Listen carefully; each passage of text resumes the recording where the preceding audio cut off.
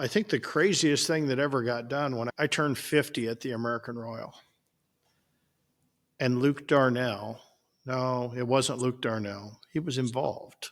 But the guys from Shiggin and Grinnin, Jeff and Teddy and Derek, they hired strippers. They hired a stripper. They hired a stripper to come to the American Royal on Thursday night.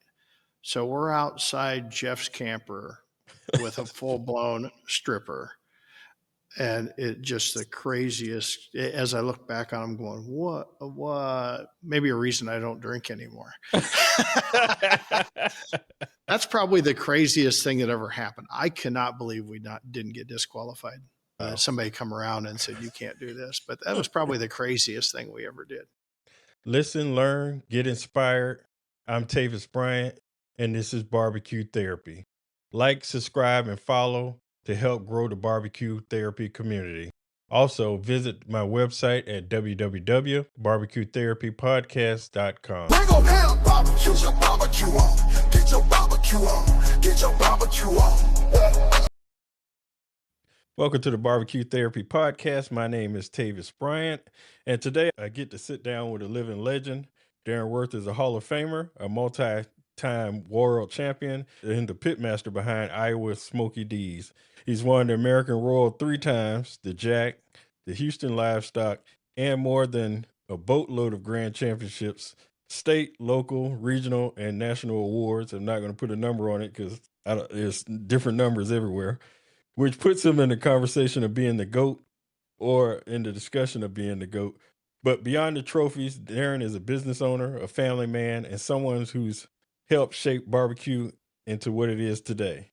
And I'm a note on the side that also top 5 wise, he got two fifth place in American Royal, 4th place, a 3rd place, and a 2nd place, and another 2nd place in the Jack. So those could have been world championships also. But we're not just talking about titles. We're talking about stories, struggles, the lessons, and the success that define who Darren really is. This is Barbecue Therapy. Welcome to Barbecue Therapy. I got one rule: make yourself at home. I have no sponsors yet, so speak freely, but I know you already do. That's kind of like us. Yeah, no, it's glad to finally be here after 6 months of prodding me, and I'm like, I ain't got time. Now we got time. All right, definitely, because it's all about timing. So I'm just glad it happened. All right, let's start off from the beginning. Were you originally born in Iowa? Yeah, I grew up in Southeast Iowa. I grew up in town, but I was a farm boy. So I spent my weekend shoveling hog shit and running wagons for my dad, running the corn picker and everything. So I'm a farm kid at heart. Oh, wow. And I read that your dad used to blacken chicken breasts. Was that influence on you in grilling, or Yeah, that's my earliest memories of grilling were my dad just grilling chicken breast till a char, and then my mom would mix up open pit barbecue sauce and squeeze honey in it, and that was growing up. That was barbecue. There was no smoking. That was really our grilling barbecue. We were poor. We didn't eat steak. We had family dinners, but I tell you, we ate together, family, at 11:30 every day and at 5:30 every night. And every Sunday we ate family dinners. It wasn't 5 minutes late. It wasn't fast food. My mom's a wonderful cook, and she taught me the love of cooking. I was sitting on the counter when I was a little kid learning recipes. So I've always loved food. Okay. And based on your social media, I can see that you look like a good cook based on with the stuff that you be making, because a lot of it I haven't seen before, and I was like, wow. Yeah, my favorite thing to do is, as you can imagine, on the barbecue circuit, we travel around the country. And my favorite thing is when I go to a local place and I find something I really love, I come back home and I try and recreate it. So it's crazy. It's just whether it's a Chinese dish or whether it's like, for instance, we were down in Alabama a couple of years ago and we went to a Thai restaurant with Brad Leiniger and Joe Pierce and all these guys. And those guys really know how to pick out the best local restaurant. Okay. They do all the research. I just go along for the ride. And sometimes you get stuck with the bill. But anyway, I had this pad krapow And I'd never been to a Thai restaurant in my life. And I just fell in love with this. And I go down this rabbit hole of how do I recreate this? So I'll find 15 different recipes, put them in a spreadsheet of ingredients, and then try and come up with my own and recreate it. So that's my favorite thing to do. Oh, wow. That sounds great. All right, let's move on to how did you first learn about competitive barbecue, and how did you find out about the American Royal that you went to first of all? Yeah, so the story started with deer sausage. I went to my locker to get my deer. I used to be a deer hunter, and I went to the locker and it was $1,200. And I'm like, that's back then. We didn't have a lot of money. I'm like, I really should be able to learn how to do this. So I started researching on the internet, and there really wasn't, there wasn't Google back then. There wasn't Facebook. There wasn't anything. We're talking 2002. And so I found the barbecue forum. And the barbecue forum was just a chat board out there for barbecue, backyard, and competitive cooks. And everybody's like, hey, you should really try and go to the American Royal. So I'm like, okay, so let's go to the American Royal. So my wife and I went to the American Royal and we were in love. It's like the ultimate. It's like a big tailgate. We used to be the first in the parking lot at Iowa State games.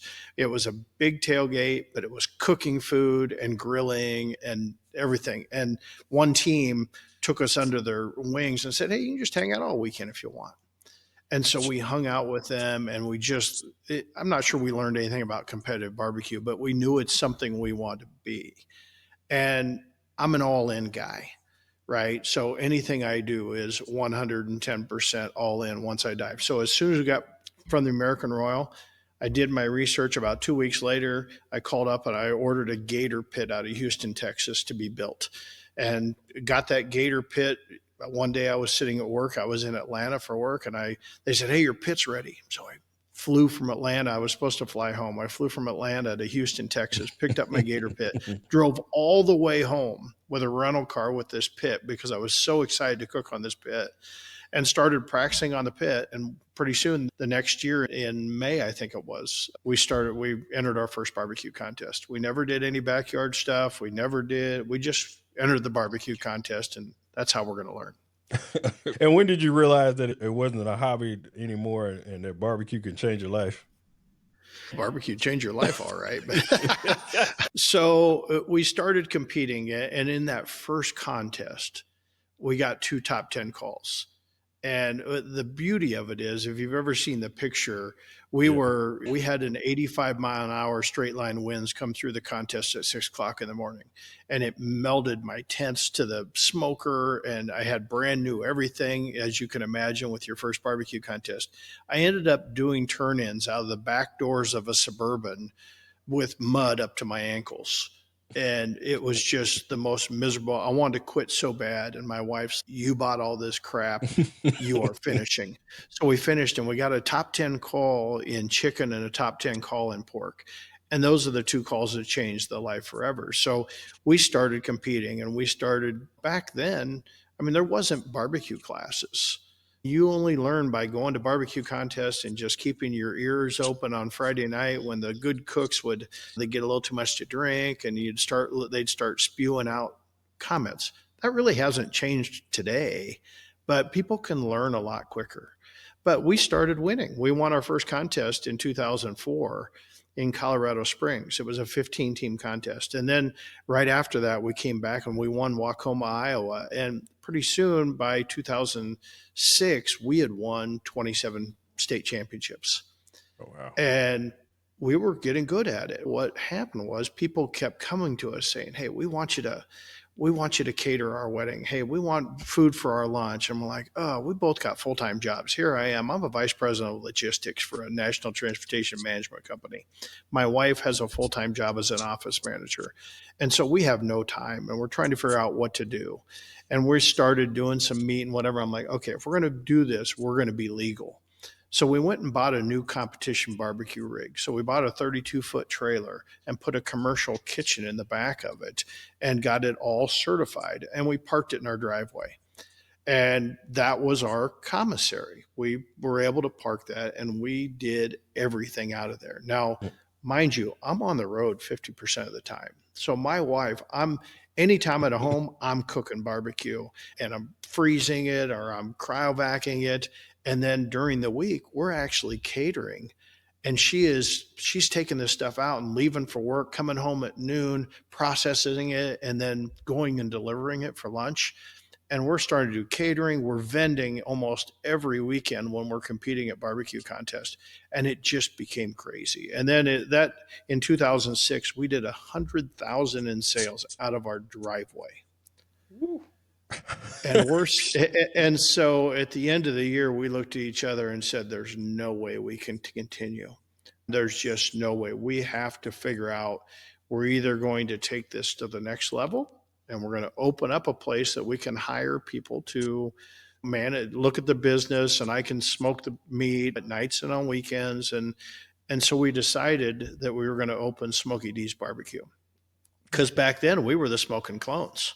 Mm-hmm. We were the smoking clones after the cyclones. Well, we knew that if you're going to have a restaurant or a business, that even Hawkeye fans needed to eat too. So that's why we changed it to Smokey D's, and Big D, Darren, little S, Sherry.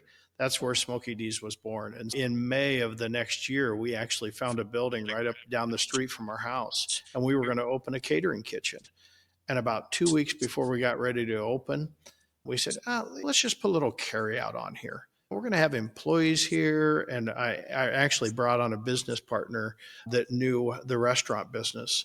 And so we brought Chad on, and he was running the day-to-day operation, even though I was the guy behind the meat and he was the guy behind the side dishes. We brought this on and we started, and day one, we lined him out the door. And it was just carry out. We had 2 picnic tables was our seating outside. And even though it was 10 degrees outside, there was people outside sitting on those picnic tables eating barbecue. And it just went crazy, and it just built and built. And then the next year, I got corporate downsized on purpose. My boss said, "Hey, do you want to be in the transportation business? Or I've got an opportunity to bring another person in that's been gone." And I'm like, "Yeah, I really want to survive until July. Just give me till July." And he's like, "I tell you what, I'm going to make you one better. I'm going to give you a severance package to July. And by the way, just go ahead and keep your company car." Wow. And I'm like, "Oh," I said, "Is today my last day?" And he goes, "Make sure you catch him up to speed, then you're done." I'm like, "Sweet." Still a great friend. It was positioned that way, and it allowed me to get full-time in the business. And then 2 months later, we opened our second location. And then a year later, we opened our third location. And then in 2010, we took a huge jump and said, we need to get bigger. If I'm going to be on the payroll, we can't struggle with payroll. You've got to scale in this business. So one afternoon we shut down at 4:00, and at 6:00 we opened our 400-seat restaurant right down the street, right on I-80. Wow. And it was nuts. We were horrible at it. But we got better. We got really good, really quick. Amazing. If you just put 22 hours a day in and sleep 2 hours underneath the desk, you do that for about a month, you figure out how you can be good at it. Yeah, it just evolved. Customers forced me into the business. I didn't want to be in the barbecue business. I was a transportation guy. I had a 6-figure salary. I was traveling the world playing company golf every week. Life was good. And that's the part people don't hear about, this long hours like that. And I got to meet Shad this year at the Royal. I was walking by and I was like, "Hey, you the guy from Barbecue Pitmaster." Yeah. He was over there quietly doing his thing. And also, for everybody to know, I met Darren at the Royal 8 times. People introduced me to him. I was like, "Y'all gonna blow it. Stop introducing me to him before he'd be like, you know what? That's it." But that's a good thing to have people. Yeah, it was when we first opened, she had just won Pitmasters. And then we got to 2013 and Diners, Drive-Ins, and Dives came. Oh, wow. And that was like life-changing for us. And it still is today. As a matter of fact, it was just on last night. They've aired that thing 3, 4, 5 times a year. And for some reason, I don't know why, they always air us around holidays. And that's just it. We see instant pumps in our business every time. And that was 12 years later. And we're still seeing pumps. Wow. Wow. All right, we're going to switch over to the comp side real quick. Which win do you think was the greatest for you, and why does it stand out above the rest? There's a lot of wins. That's a lot of, I would say probably the most special win. Besides the first one was okay. It was like in shock, but winning the American Royal the first time, because the American Royal to me is the creme de la creme. Anybody that's anybody is there, right? And so by winning the American Royal in that crowd, first you got to be super lucky to win the Open. You got to be dead ass, have rabbit's foot up your butt to win it 3 times, right? Which we have. It's just crazy. But winning that one time gave us that credibility, gave us that. And just standing on that American Royal stage back when it used to be in Kemper Arena or in the bottoms at the horse arena, and it was just an amazing experience. There's just crowds of people congratulating you. It's not like that anymore.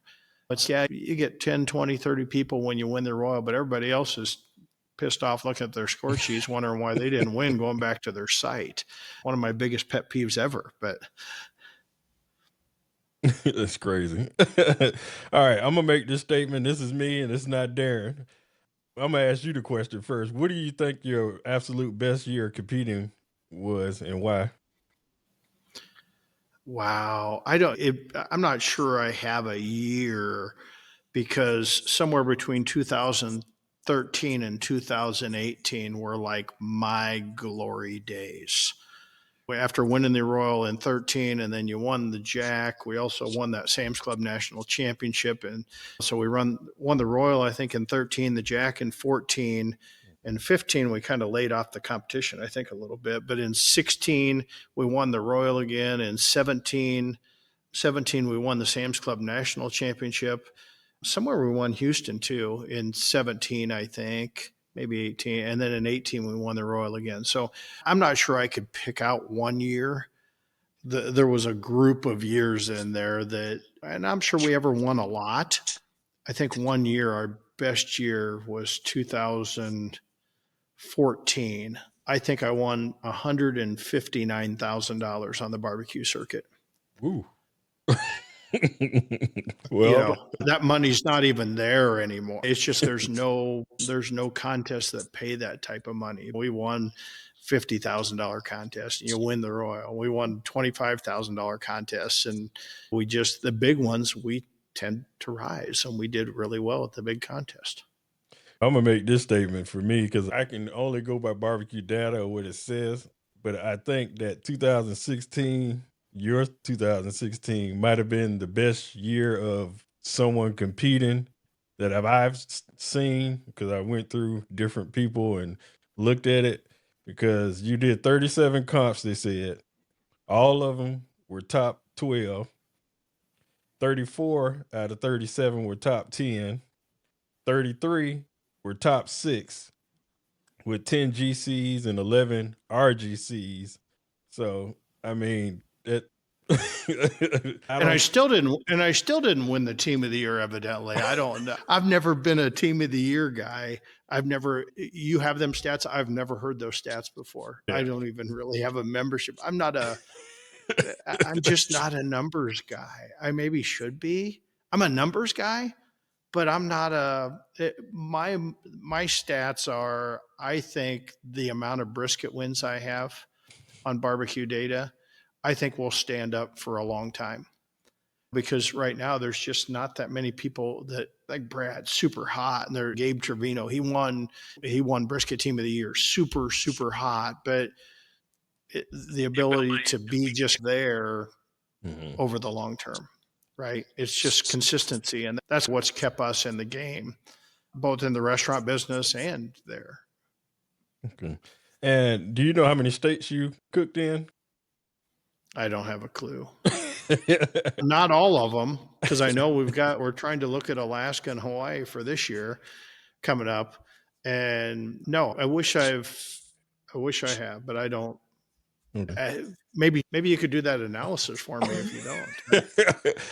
I'll work on it again. In your spare time. I got a 19-month-old and a 9-year-old, so I don't have much spare time. I feel for you. And I waited until age 48, 49 to have that. Wow. Wow. I got a 3-year-old and a almost 6-year-old grandkids, and they're getting fun. Yeah, I just got married 2 years ago, so 48. Wow. Yeah.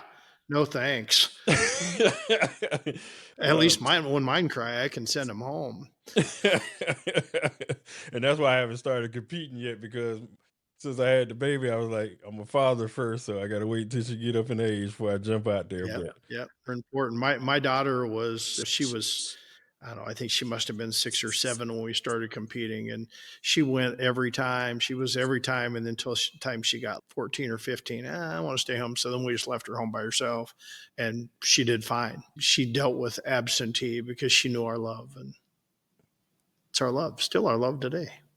yeah, all right. And what was the craziest thing you ever done at a barbecue competition? I think the craziest thing that ever got done when I turned 50 at the American Royal. And Luke Darnell, no, it wasn't Luke Darnell. He was involved. But the guys from Shiggin and Grinnin, Jeff and Teddy and Derek, they hired strippers. They hired a stripper. They hired a stripper to come to the American Royal on Thursday night. So we're outside Jeff's camper with a full-blown stripper. And it just the craziest, as I look back on, I'm going, what? Maybe a reason I don't drink anymore. That's probably the craziest thing that ever happened. I cannot believe we didn't get disqualified. Somebody come around and said, you can't do this. But that was probably the craziest thing we ever did. Wow. And I was just talking about cooking during the competition, but that's a good story. Oh, wow. I got all kinds of crazy cooking. Probably I'm most well known for the craziest crap I ever pulled. In 2018, we had just won the American Royal for the 3rd time. And then the week after, 2 weeks later, we went to the Jack Daniels.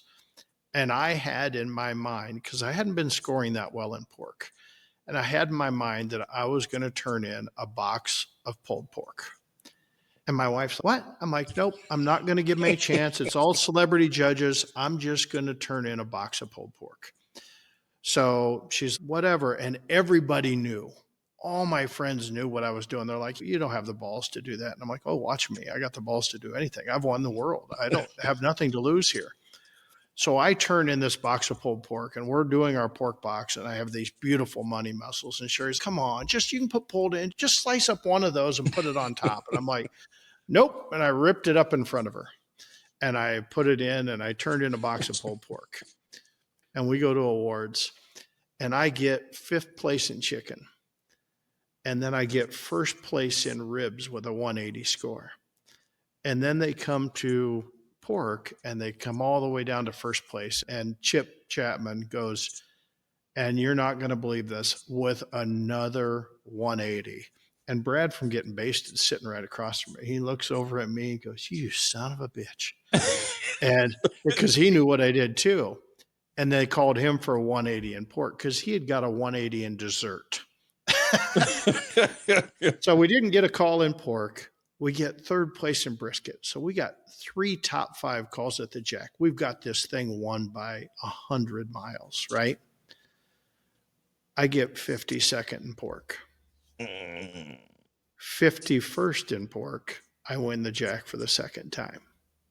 So things like that. And then when we cooked Las Vegas here just a few weeks ago, I went to Las Vegas, and I think we finished 6th in the country last year in pork, which I just got on a pork run. I wasn't trying to, but my pork was just automatic to me.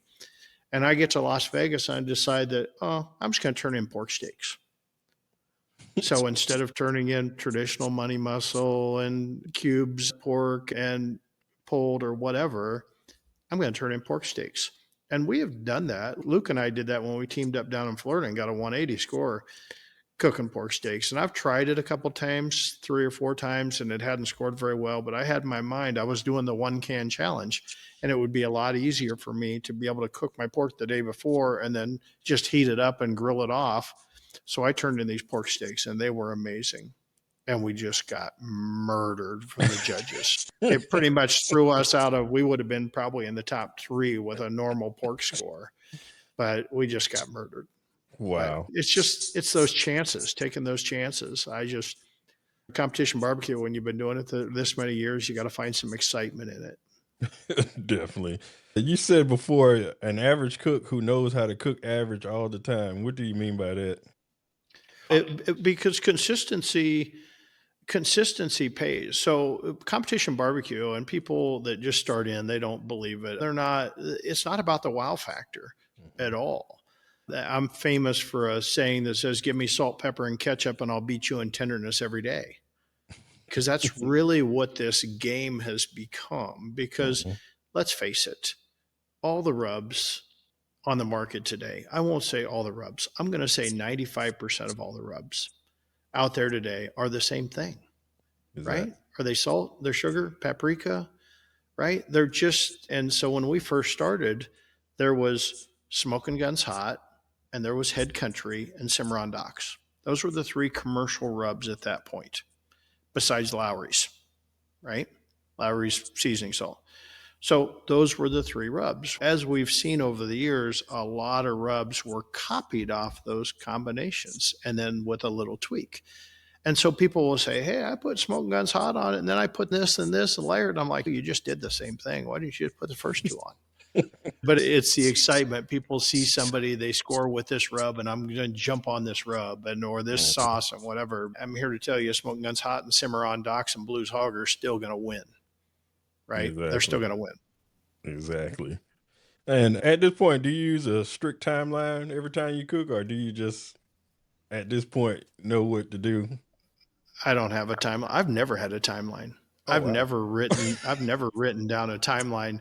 Some of my best victories are when I overslept last year and about an hour and a half. And they're like, is Darren dead in there? Cause I was competing by myself and they were wondering, but they didn't wake me up. And then finally they come knock. I'm like, what do you guys need? And they're like, it's damn near 7 o'clock. I'm like, oh, I guess I better get up and cook. And I end up winning that day because it's no. And to tell you, things like timelines and things like recipes and whatever, that's my biggest problem today Mhm. is because I preach consistency. How many times have I said it already today? I preach consistency, but my wife's like, but you don't follow consistency. You change your crap every week. And I think just because I'm just bored doing competition barbecue. I'm the guy sitting in the chair most of the time. I make the timeline work for me, right? So if I'm going to be up doing something, then I'm going to change my timeline. So I'm going to do three things while I'm up so I can sit in the chair for 20 more minutes. I don't want to be doing something every single second. I want time to be able to walk around, talk to my friends. I want to hang out in the chair, check Facebook. I want to do whatever. So I've made the timeline fit me. And that's probably why we're thinking about whether we change our name to Has Been Barbecue instead of Smokey D's. And she's, if you would just pick these recipes and cook them, you'd probably do a lot better. And that's my goal for this year is to pick out some recipes and just cook them and be consistency because that really is the most important thing in competition barbecue. Once you can find something that scores, and I'm sure we can find something that scores somewhere along the way. You find something that scores, and if you just cook the same exact thing, the same exact way every single time, and have good quality meat and whatever, then guess what? You're gonna finish. You're gonna finish in the top 10. You're not gonna win every contest. If you're really good, you're only gonna win 33% of the time. Yeah, definitely. Or finish in the first. That's how I always measure is grand and reserve. How many times did I finish grand or reserve out of all there? And I think my percentage now is falling and falling, but used to be 33% of the time I was either going to win or get reserve. But I was going to be in that top 10 a good 70 or 80% of the time. And that's the key. You got to hit the top 10. You got to be consistent. Just cook it. When you have a bad cook, you don't change your recipe. You go cook again because it's probably just the variability in the judging table that you're hitting. So it's super important to pick the recipes and just even when things go way far south, it's not the recipe's fault. It's not your fault. It's just the variability in judging. So you just got to cook your way through it. But I really probably should just prep up all my sauces and injections and everything for the entire year so they're done. Because I've tried that before too. It doesn't work because then I just throw it all away. But that's my goal anyway, going into the year. All right. Now, this is one of the main reasons I wanted to talk to you, because I've been trying to argue on your behalf. I had spoke to Rod Gray when I interviewed him. My thing is, if I wanted to look at John Elway's stats, or if I wanted to look at Jordan's stats, second game of the finals, I can research all that. But when it comes to people like you and other people that preceded you, I'm unable to see those stats except what barbecue data has started. Like on yours, it starts at 2008. So I was telling him it's not fair that we can't see, and I know it's not all his fault, but we're unable to see all your stats and everybody else's stats because it's just not out there. And like people do the GOAT conversation, but we can't see all your stats. We can see other people's stats, but we can't see all your stats from the when you started, or people like Johnny Trigg, or if I want to see Yep. Myra Mix and what he's done, but we're unable to Yeah. see that. And it's not Right. fair to shorten you in the conversation.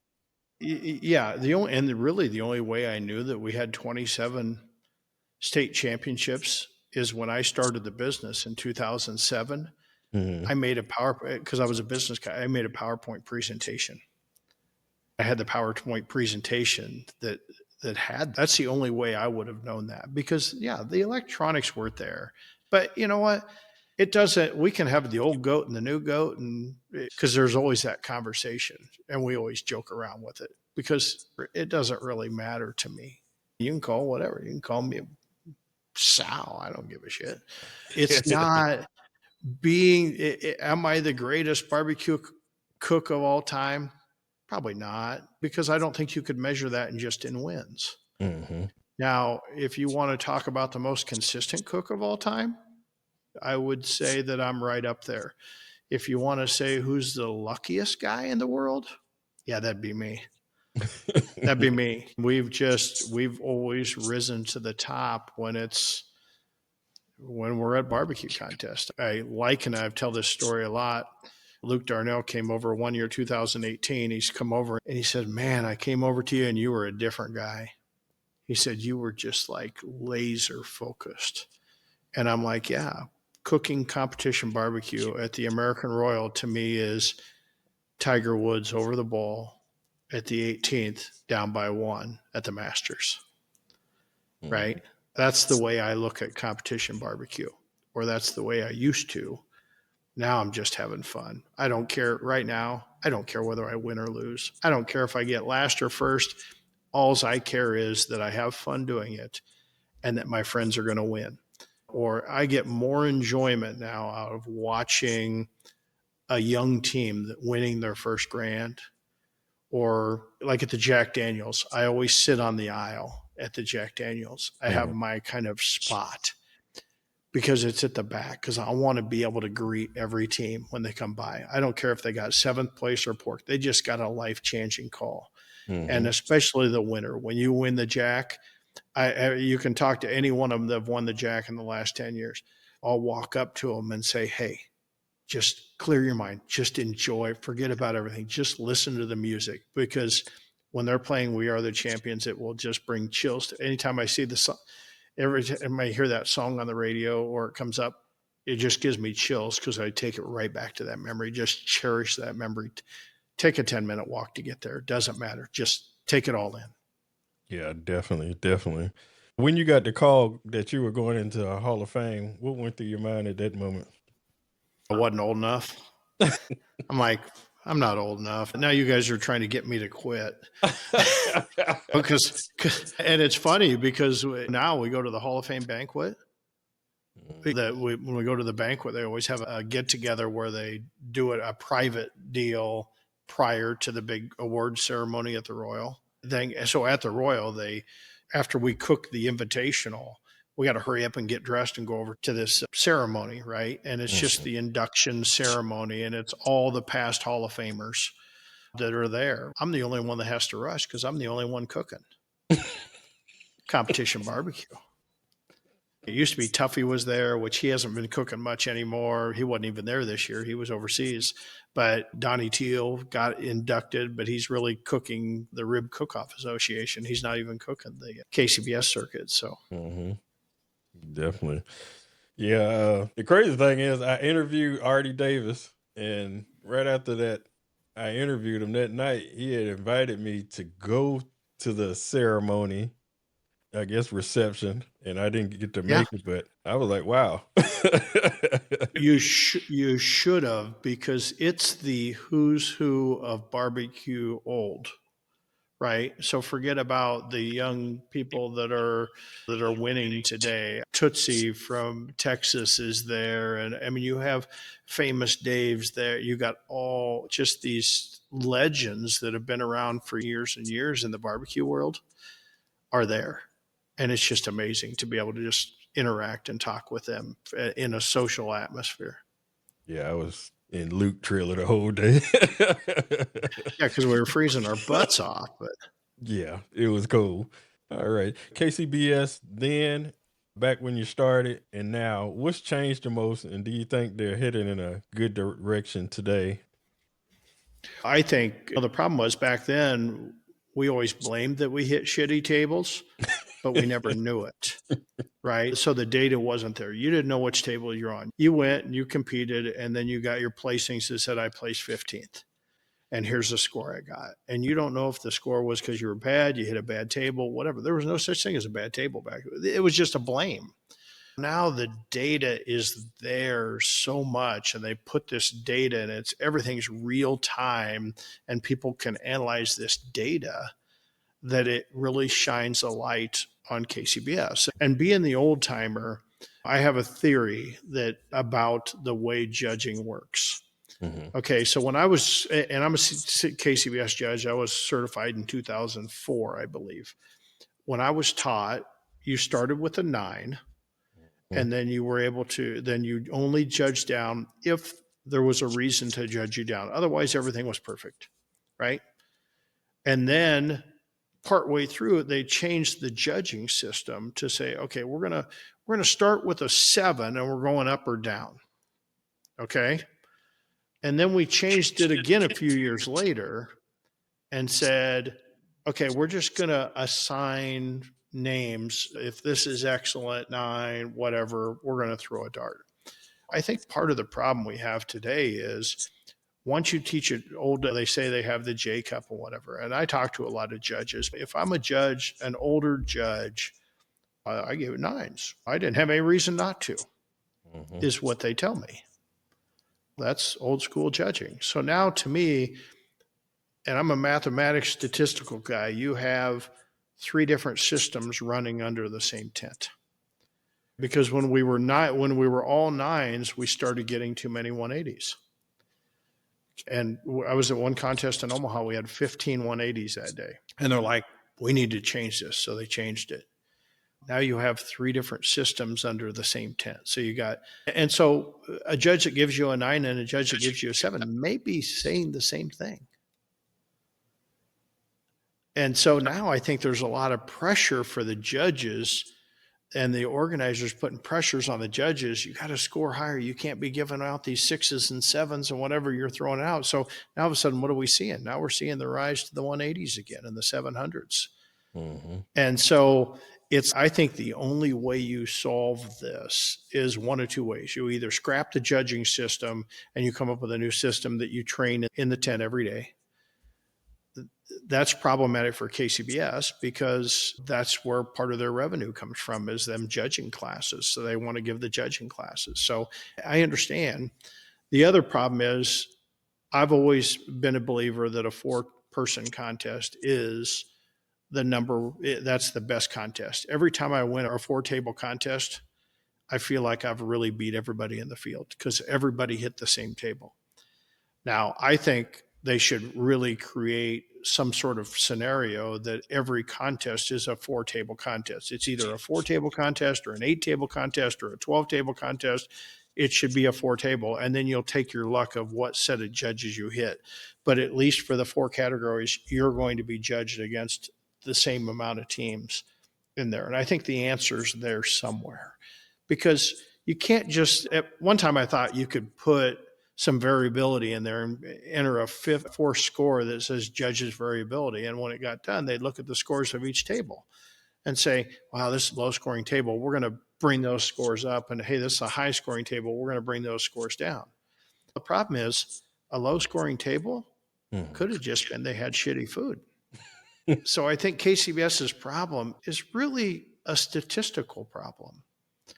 I think they could really judge human behavior, and they could really study that, or have somebody study that and study the statistics to come up, because that's their downfall now. That's why and the sport's gotten way too expensive. It's way too expensive, and they got to work on that. And it's not just the brisket. It's just gotten expensive. So they got to do things. Are we just going to have 2 categories? Or are we going to have 4 categories? Can you play anyone you want and treat them the same? I'm a big believer. Brad posted something a while back on Facebook about that whole problem. Should I be able to come to a contest and just cook chicken? Yeah, there's sometimes that I would mind just showing up to a contest Saturday morning at 7 a.m. or 8 a.m. and cooking chicken. But there's sometimes I want to do all 4. And if you're just starting out, maybe you have the ability to cook every single weekend a couple categories, but then you bring a group of guys together and cook once a month or once every other month. You're able to cook a whole contest. That's not backyard. That's not pro. That's just barbecue. And now the fact of the matter is, the backyard barbecue cooks, I've had their food. It's better than the pro food I eat, right? What they call the backyard cooks, they're not backyarders. Backyarders are people that are just learn. No, there's so much learning out there, and so much barbecue with the barbecue league and the classes. Everybody's good at cooking. That's what makes it hard today. And I think that they need to do a better job at, I guess, getting more pitmasters in. Because, not speaking race, but there's a big chunk of African Americans that are not in KCBS, and that's another reason why I did the podcast, to intermix everybody, because there's other people that don't want to pay all the money and to get in these events, but they do want to compete, but everybody ain't balling like that and have that type of money to get out here and pay for briskets, entries, and all that. And they're not looking into it to try to intermix everybody together. So you got contests over here, and they trying to survive themselves also. Yeah, it's definitely a rich guy sport, right? It's definitely a rich guy sport. And I'd like to see that change, because the quality of the meat, for instance, we have a team called the Wannabes, the Smokey D's Wannabes. They're a team that guys that used to work for us, and then they left, went off and did their own thing, right? But we still help them out. So they still come into the restaurant and pick out their pork and ribs, because we've got a ton of pork and ribs. And so I'm a big believer in, you can cook a brand of ribs or a brand of pork, but just because it has the label on it doesn't mean it's a great piece of pork. Now, I cook compart butts all the time because I love the way they cook. They're expensive. I'm not sponsored by them, but I cook them. Ribs, sometimes I cook them. Sometimes I cook my restaurant ribs, which are a Prairie Fresh rib, right? Because I'm going to cook the best thing I can put in the pit. And so a lot of times that's really all it takes, because you can go to Walmart. I go to Walmart all the time, and almost every day I'm in there, and I look through, I'm like, whoa, man, I should pick out this rack of ribs. Right. I'm like, no, I'm not paying that much for a rack of ribs. I can get it for $7.50 at the restaurant, but to cook, but it's the quality. But and even when it comes to chicken, nobody cares about the quality of chicken, even though we buy high dollar chicken, right? You don't have to, because the best cooks in chicken are the ones that are just going to wherever when they show up at the contest and buying some chicken. But ribs, I think, even pork the same way. Yeah, Duroc's going to give you a higher probability that it's going to, but I'm not sure all the judges can differentiate that. No. But I think everybody has a chance, right? And you got to give them a chance, and you got to have a smaller entry to be able to do that. Get a lot more people cooking. It's like us in the restaurant business. I don't need to make $10 on every meal. I try and make a nickel or a dime. So I keep my cost really low, but I fill my seats. If the contest could fill all their seats all the time because they made it economical for a lot of people, it's ultimately going to grow. Definitely. Well said. All right, let's switch over to your businesses. You got Iowa Smokey D's, It's My Jam Cafe, and then you got the virtual kitchens, the Crafty Mac, and the Ornery Chicken. The virtual kitchens, that was the first time I've heard of that. What made you start virtual kitchens, and how did you come up with those two concepts for those? Well, so during COVID, as soon as COVID hit, we had a warehouse where we were storing our sauces and rubs and for the restaurant and paper goods and that type of stuff. Next door was a high-end catering company. And one day, and the owner, he was a younger guy, but he just had some health issues and whatever. And when COVID hit, his schedule went from this to virtually nothing. It went to zero. And I'm done. So he went to the landlord, who was a friend of mine, and said, hey, I'm giving up my lease. I'm going to sell off everything. Well, my landlord called me up right away and said, hey, Darren, this guy's got this beautiful kitchen. And I had never even been in it, but a beautiful kitchen, walk-in coolers, whatever. He's going to sell all this stuff. And so if he sells all this stuff, then I'm going to have to remodel it and turn it back into a warehouse space, and it's going to cost me a lot of money. He said, could you try and work out a deal to buy him out? And if you could buy him out, then I'll give you rent for as free as you need rent. He goes, I trust you. I'll just give you rent for free. I'm like, yeah, I'll go approach him. So I went in and I approached him and walked around, and I'm like, all this equipment, whatever. He had probably $250,000, $300,000 worth of equipment in this kitchen. And I said, I tell you what, I'll give you. And he had 3 vans and whatever. And it came to, I said, I'll give you $25,000 for the kitchen equipment. It's really not worth much to me, whatever. And I'll give you the price of the vans or whatever. And I'll give you $45,000. And he goes, would you give me 50? And I said, I'll write you a check right now. So I wrote him a check. He handed over the titles to the 3 vehicles, and he walked out the door. And it literally gave me the keys. His walk-in coolers and freezers still were stocked to the gills with everything. All the paper goods, every piece of equipment you could imagine. He had his own bakery. He made everything from scratch. So here I am, and my wife said, what are you going to do with this? I'm like, I don't know, but it's too good of a deal. Even if I just use it as a prep kitchen for competition barbecue, I don't know, it's free, right? So then I'm like, I read a lot about ghost kitchens. And back then, ghost kitchens, when they started in New York and LA, there wasn't anything like that in Iowa.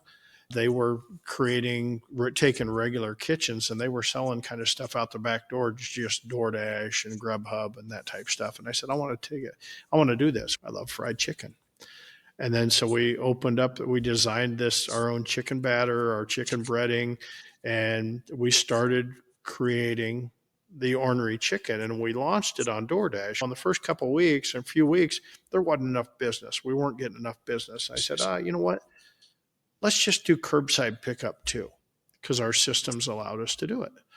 And so we started curbside pickup, and then our business really picked up. And we're like, we're just going to keep it at that. We're not going to allow anybody to walk in the door. You're going to order, everything's order online. We're going to bring it to you, or you're going to come in the back door as a DoorDash driver and pick it up.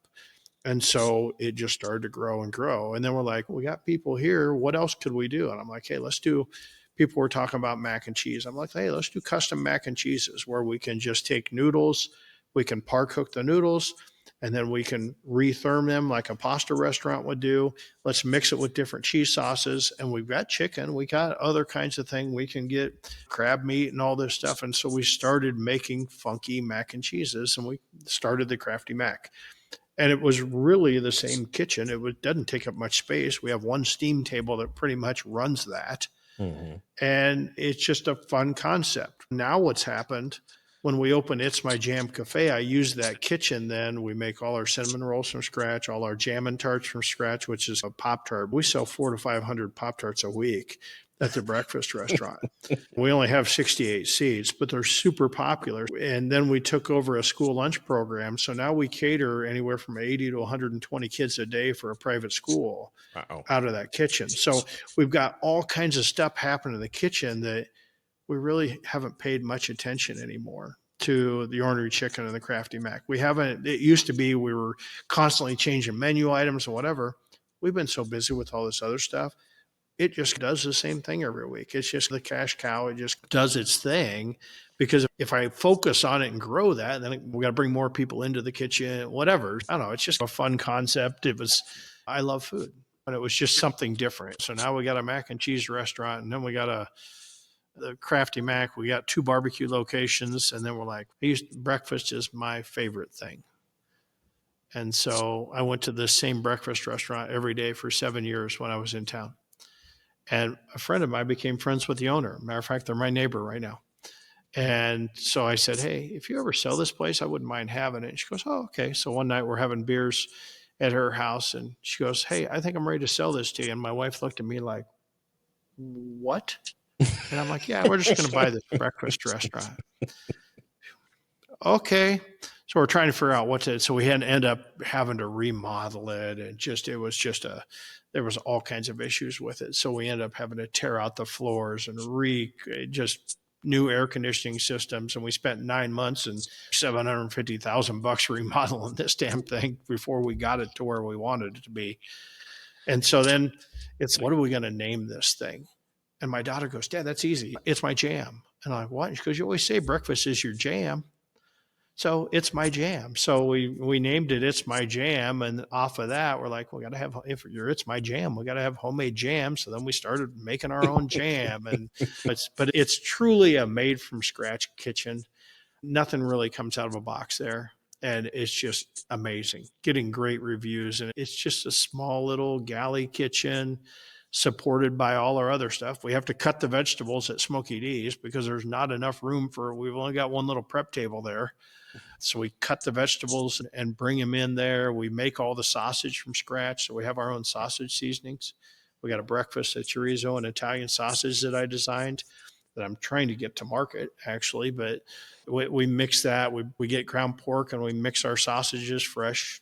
And it's just a lot of fun. Definitely. And for those that don't know, he did take #1 in sausage at the Royal. So there's that. I did using the It's My Jam breakfast sausage with maybe just a little bit of maple syrup and butter. Yeah. Funny story about the sausage entry. It had in my mind, I said, what's really popular at the American Royal, if you don't know, if you're not putting maple syrup in your sausage at the American Royal, then you're probably losing. Right. Because I've had friends that win and we talk about this and they talk about maple syrup and the sausage and butter. And so I was going to put a salted caramel glaze instead of barbecue sauce on my sausage. And my wife's like, what? I'm like, yeah, I'm going to do this salted caramel glaze. She goes, you're crazy. She goes, why would you do that? And I said, because they judged dessert yesterday. They just had all this barbecue. They're not getting dessert. We're giving them dessert today.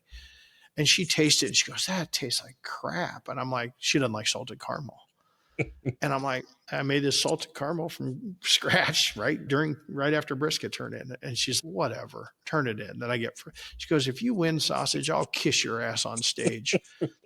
So if you go back and watch the page, she kissed my ass. She kissed her hand and slapped me on the butt, but just one of the crazy wins. But it is the only square trophy that we didn't have. We have square trophy. We won every category there multiple times, but we had never won sausage.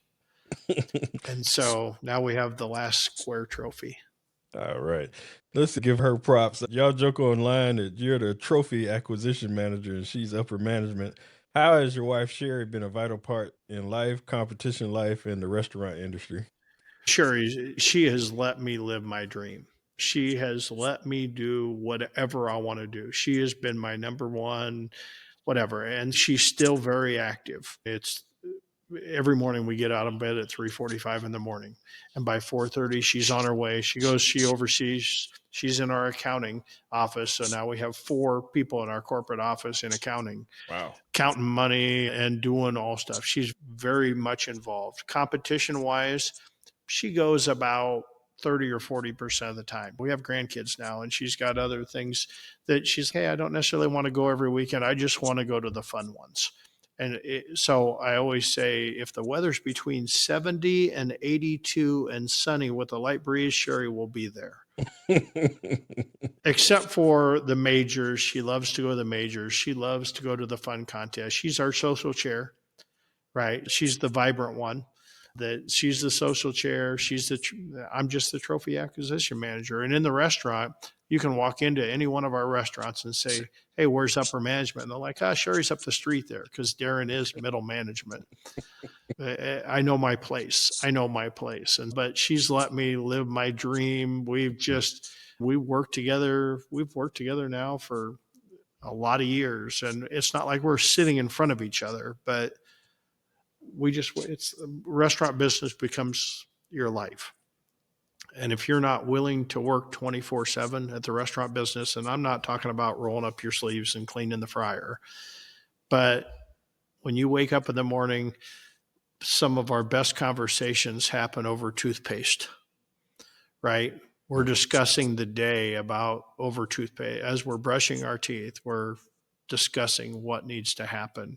But like when I come home and I make dinner, I sit home to dinner, she'll bring up work, and I'm like, we're not talking about this. And she's like, what? And I'm like, no, we're going to enjoy a meal, and then we can talk about work. We're not, at some point you have to separate and say, and sometimes that makes her mad because she wants to talk about it now. I don't. I want to unplug for just 30 minutes or an hour. But it's our life. I love it. I love her.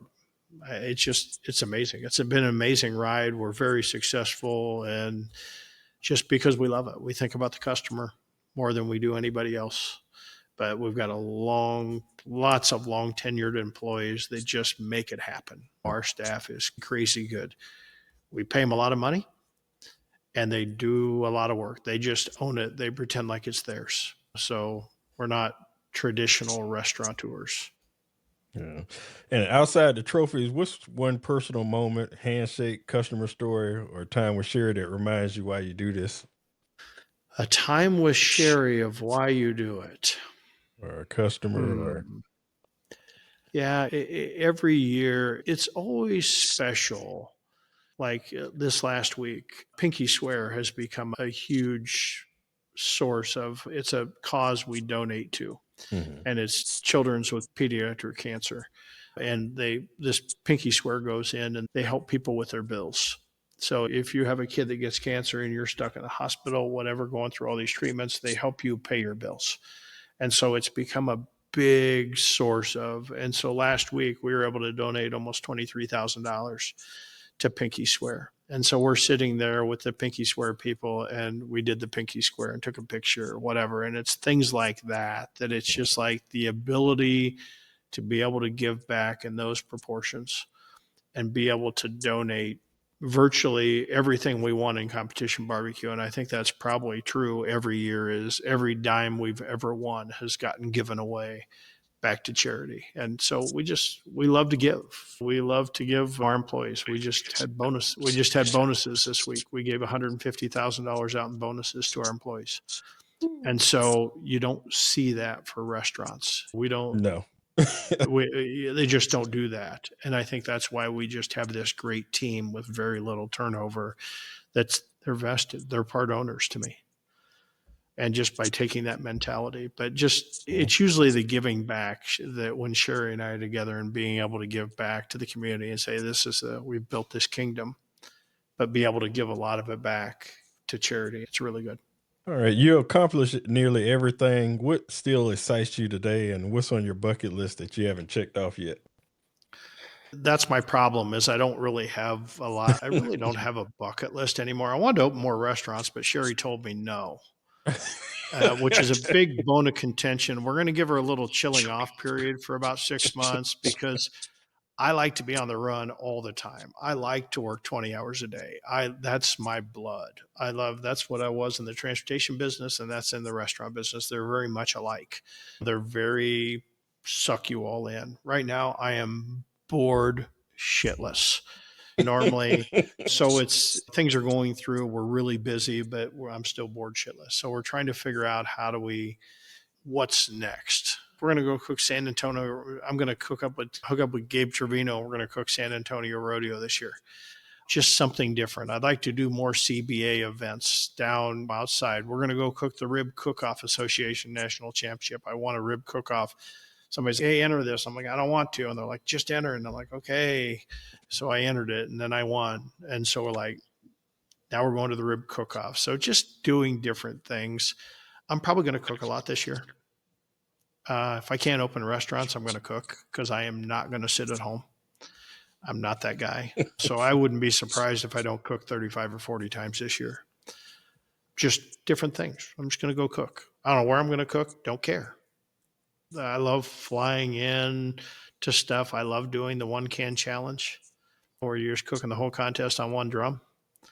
I've got that down to a science that I really like to do that. And it's a lot of fun and be minimalistic, but it's either that or I need to keep my recipes the same and just practice what I preach and say, here, just go cook your cook. And I'm going to put this out, and some people might see it, some people not, but before it's over and done with, Gabe Trevino, he going to be up there. He might not be in the GOAT conversation, but he going to be near that boy been on. People ain't watching. I tell you what, and I've cooked a lot next to Gabe this year. And Gabe has what it takes to be a championship caliber guy because he's all in. He's super all in. He loves the sport. He loves he reminds me of me in 2013. He just loves every bit of the process. And he's very detail oriented. And back when then it was like automatic, even though I never really had a timeline, it was the same every week. It was down to a science. And that's, if you look at any great cook over the same period of time, they're cooking the same recipes and they're being very consistent and they're hitting the tenderness mark. And Gabe, I always give him shit because he babies his brisket like it's a newborn. I'm like, hey dude, are you going to pay attention to any of your other meats? But his brisket is just like his baby. And we have so much fun because he buys these briskets and he gets the most amazing briskets. He sends me text of what his brisket look like. And I'm like, yeah, I'm going to bring a crappy one to beat you with. And about the last 4 times I've done that because it's like, I'm bringing a crappy brisket because that's way too good. You're giving those judges way too much credit. There's way too much marbling in there. I got to cook something and I've always scored with a thin brisket that isn't as marbled. And that's where I've always scored. I never score. You give me a big old, what do they call them now? Toads. Everybody's got a toad. Every brisket, check out this toad. And I'm like, yeah, I don't want a toad. Matter of fact, when we went to the Jack and the Royal, I had these beautiful briskets marked American Round. Like last minute, I'm not cooking those. And so I went and cooked something else. Oh, wow. All right, I'm going to ask you one more question and play 2 quick games and get you out of here. If you had to pick an all-star team, you and 3 other pitmasters, who would you pick and what meat are each of you cooking? Wow. I think I'm going to cook pork right now because I'm the pork. I'm going to take, let's see, in chicken, I'm taking Brad from getting basted.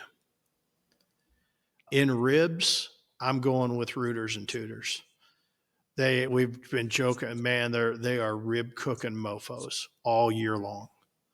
And in brisket, boy, I'm trying to think if I can pick up if I'm cook with Gabe watching that brisket, but as long as he's on there, he's a great brisket cook. And I appreciate a great brisket cook. Yeah, I think I'm going to cook. I think I'm going to take Gabe there.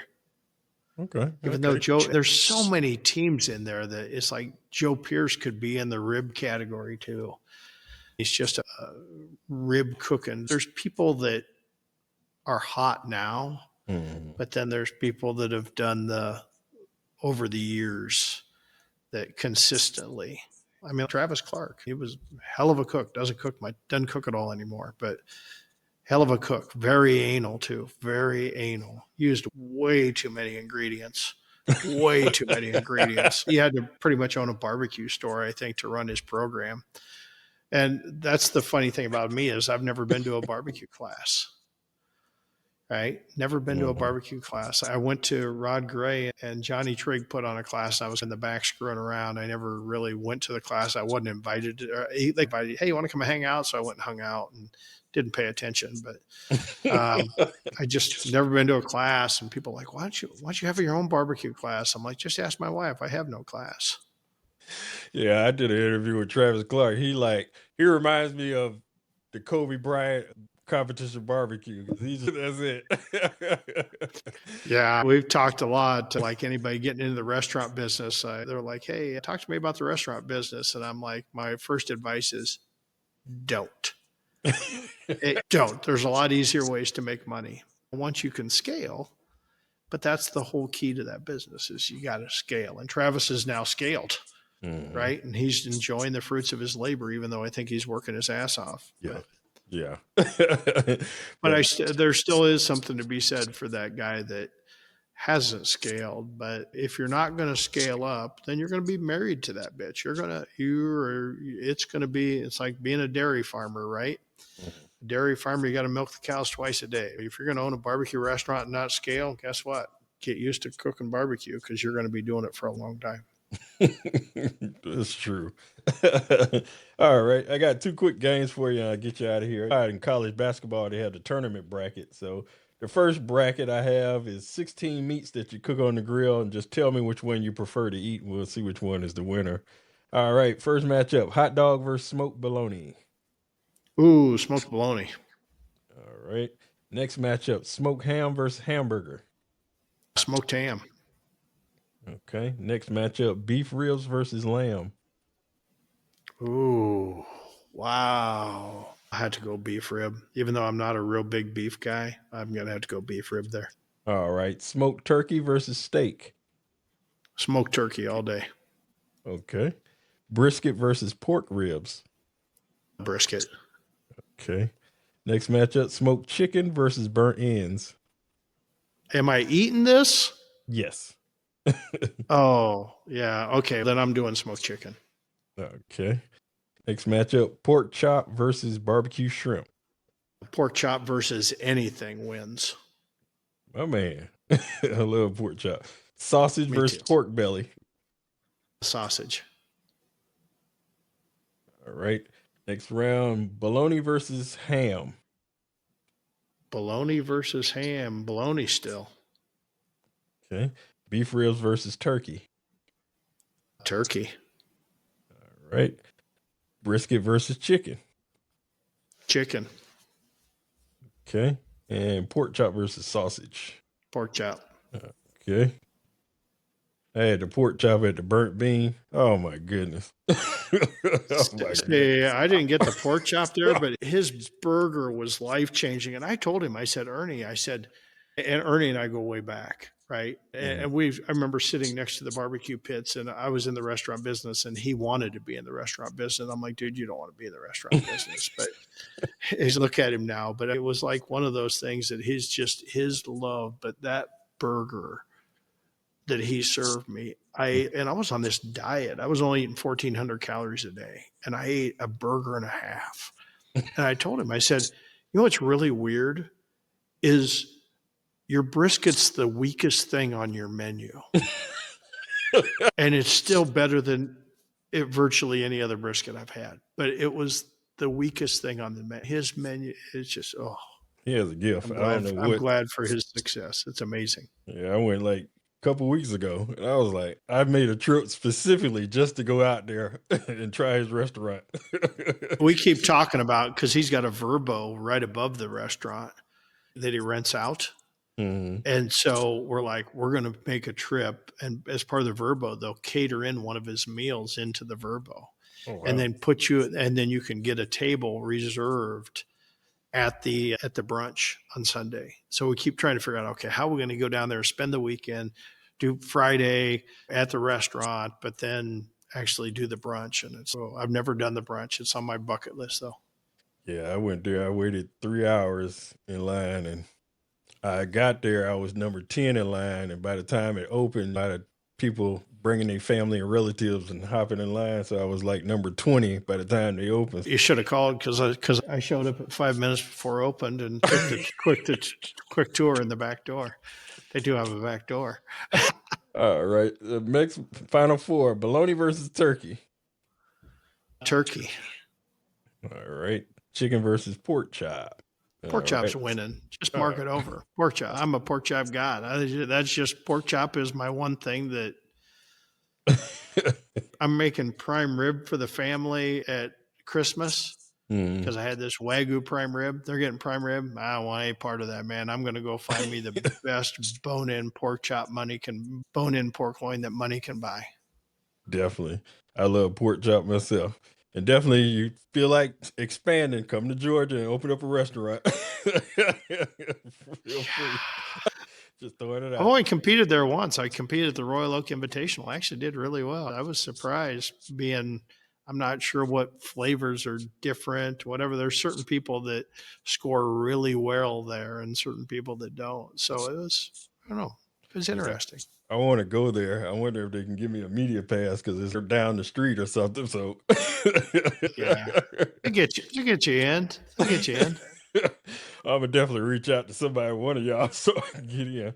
All right, I Yeah, got we'll get another you. bracket. The greatest athletes of all time. All right, you got Tom Brady versus Lionel Messi, soccer player. Tom Brady. All right. I'm not a sports guy, by the way, so don't take in. Okay. I don't watch TV. I don't listen to the radio. I don't. Yeah. Is Tom Okay. Brady still playing? No, he's actually See? a newscaster, broadcaster. All right, we're gonna switch it up on the fly then. All right, another bracket. I got 16 competitions in a tournament bracket. All right, matchup number one: Jack Daniels versus Lakeland Pig Fest. Oh, Jack. The Jack. Yeah. All right. Next matchup: Smoke on the Falls versus Pig Beach Barbecue War. Smoke on the Falls. I don't think even know that's where in that's Alabama. I think that's in Gadsden, Alabama. I'm gonna go Pig Beach. I know something about Pig Beach. All right. Houston Livestock versus Rib Fest in Chicago. Oh, Houston. All right. And I just put PUSA and then I put SCA World State Championship. Pussy Q's no longer. Yeah. So, but I would go Pussy Q. I've done Okay. the SCA Worlds a couple times, but All right. The Royal versus Smoke on the Shore. Royal. Yeah. Man, bad matchup there. That's Man, the first round. yeah. That's like number 1 and number 2 in the first round. All right. Big Pig Jig and New York State Barbecue Championship. I'm not a Memphis guy. I'm going to go New York. All right. Memphis in May or Praise the Lord? Praise the Lord. All right. Rib Cook-Off Association World Championship or Atlanta Barbecue Store Classic? I'm going to Rib Cook-Off. All right. And we got the Jack versus Pig Beach. The Jack. All right. Houston versus PUSA Q. Houston. All right. American Royal versus New York State. American Royal. All right. Praise the Lord versus the Rib Cook-Off Association World Championship. I'm going Praise the Lord. All right. That's where it get a little harder. Houston Livestock versus the Jack. I'm going to Houston. I've only been to Houston 5 times. I've been to the Jack 15. So I'm going Houston. All right. And the Royal versus Praise the Lord. That's really conflicting because Praise the Lord is by far one of our favorite contests of the year, but the American Royal is the American Royal. It's the biggest family. I'm going to the Royal. All right. And final is Livestock Rodeo versus the American Royal. Oh, I think it'd have to be the Royal. All right. Definitely. Even though that was tough. Houston. If you ever get a chance to go to Houston Rodeo is, wow, crazy. Oh, wow. I'm going to have to check that out because I usually go to, this is my first time at the Royal, but I usually go to Memphis in May, and then I usually just go to classes to meet people because I went to, Robbie Royal, Mixon, I went to Luke's, Chris Schaefer, I went to Joe Pierce's class. And whoa, geez. Hey, dude, you want to come compete? We could just bring your notebook. I can't compete like that, so I go to classes to meet people and meet them. So that's why. Wow. Yeah, that's crazy. I've thought about sending people to. I'm not a very good guy that's just going to sit in a class and I don't take good notes. So I thought about, hey, how about I send you the class? I'll pay for it if you bring me the notes. Yeah, Luke talking about some write down. I was like, I don't want to write down. I'm gonna miss something if I want to pay attention. That's exactly. And the one thing about barbecue, I see this all the time. I love when crap goes wrong in a contest. I love when that thunderstorm shows up at 10:30 or the high winds or whatever. I want something to go wrong because most people are like, hey, my chicken's not done. They're going to turn in raw chicken. No, I'm not. I've shoved it in the firebox. I've had it on the microwave shelf. You just have to adapt, and they don't teach you that in the class. Exactly. And if you're just a textbook cook, when shit goes wrong, You you ain't gonna be able to handle it. I'm the best at handling it. I can figure out a way. I've triple stack ribs on top of pork butts in one can to get them done and won the contest. It's just what it takes. Have you ever did a class? Or thrown a class? No, my wife says I have no class. No, I tell you what, instead of classes, I just try and give everything away for free every week on Cue the Mic. That's what I try and do. I love giving back. And not that I want my phone ringing off the hook, but I do answer a ton of questions, both restaurant, catering, competition. I do answer. People will reach out and they'll say, hey, I got a problem here. And I'll say, hell, let me see if I can help you. I just try and do that. I don't need to get paid for that. I've been paid many times over. So yeah, I don't think, I always said that years ago when we were coming up 2018, and I'm like, I should put on a class, limit it to 20 people and charge $25,000 a person. Guarantee it, right? be sold out. And with a guarantee that I'll never, ever teach a class again. Just a one-time deal. But then I'm like, nah, I don't have any class. I don't have any class. No, my class would be more mentality versus cooking skills about what the shit that gets turned in today is horrible. Back when I was at my prime, we actually cooked stuff. There was texture to our food. Today, there's no texture. It's just mush. Everybody brings me stuff. I'm like, it's mush. Back then, we used to cook pork to 185 degrees, and it had a bite in it. We used to cook our chicken to 165 and score like crazy with it. And if you think about that, everything had a rib, was almost like biting a pork chop, but just a little bit more tender. There was texture back then. Now there's no texture. Now it's how far can I push it? How far can I push it so that it's mushy, not mealy? But a virtual class would be good on mentality. So you ain't got to leave. Nobody had to come in. Just log on and you teach them. Just log on and teach them and talk about competition barbecue, answer questions. Yeah. Not a bad idea. Yeah, I tried to come up with an idea. I told Luke he need to come up with a class where I've never cooked a steak before. I would love to cook a steak, but there's certain meats that people in the backyard want to cook.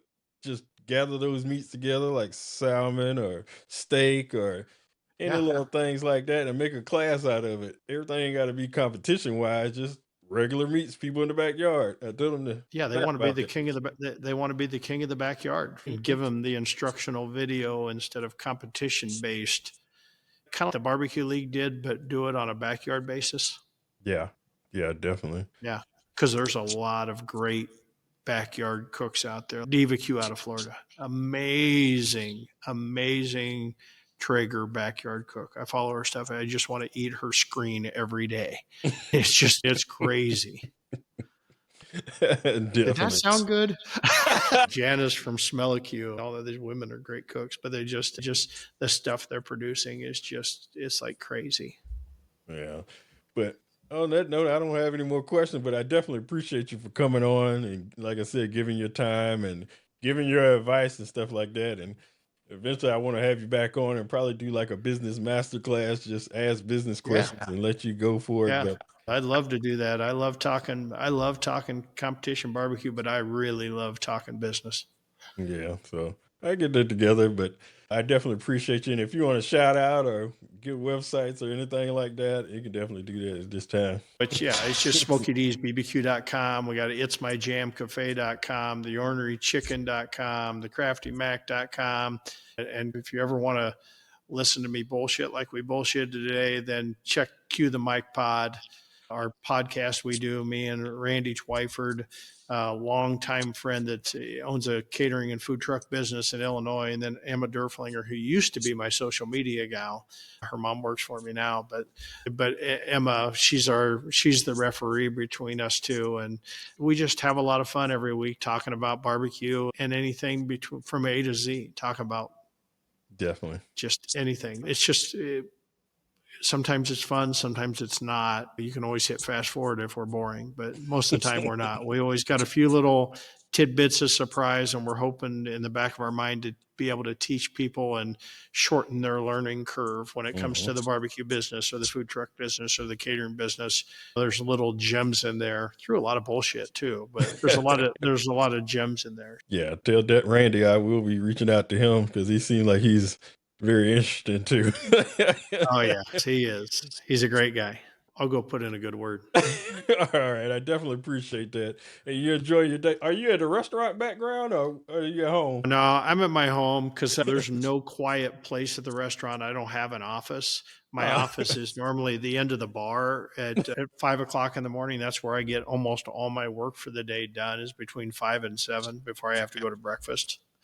But yeah, there would be no quiet place in the world. We would have been interrupted 15 times. So anytime I have to do anything that matters, I got a couple meetings today, are all going to happen from home, and then I'll be back at the restaurant. I definitely appreciate your time, and I'll give you some time back while you prepare for your next meeting. But I Okay, definitely sounds good. look forward to seeing you out there again. You have a good day. Okay, thank you. All right. I built something onto my podcast that every barbecue brand should be a part of. It's called the BBQ Therapy Smoke Showdown Bracket. 16 meats you cook on the grill go head to head, and every guest picks their winner. It's one of the most engaging parts of the show. Every guest plays, and every listener loves it because no two brackets are the same. Now I'm opening it up for a presenting sponsor, meaning your brand becomes part of the segment every single show. This isn't just an ad, this becomes part of the show. And if you're interested, reach out to Tavis Bryant at barbecutherapypodcast@gmail.com. Thank you. Thank you for joining us for another therapy session. And remember, like, follow, and subscribe to help the barbecue therapy community. And also visit our website at www.barbecutherapypodcast.com.